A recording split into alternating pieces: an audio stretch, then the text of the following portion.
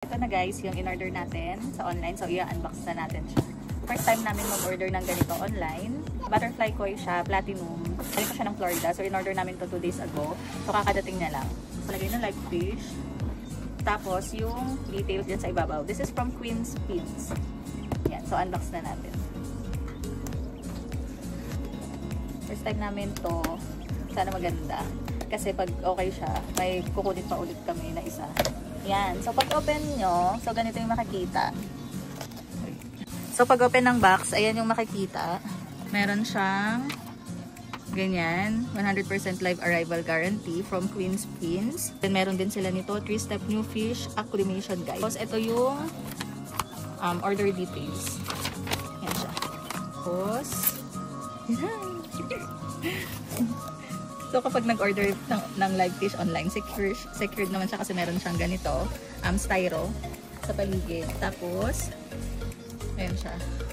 Kita ba? Ayan. Diba? Nini-make sure nila na live fish talaga na dadating sa'yo. Tapos, ayan, lagyan natin siya dito.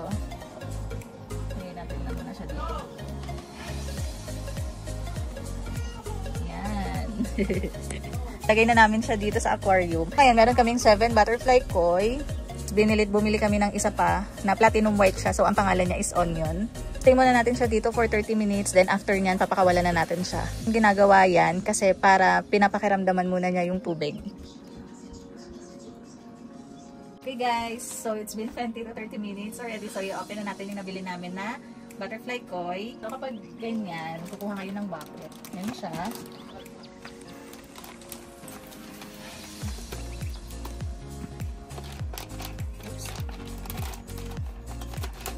So kami kapag nagsasalin kami ng fish, hindi namin sinasama yung tubig kasi madumi siya.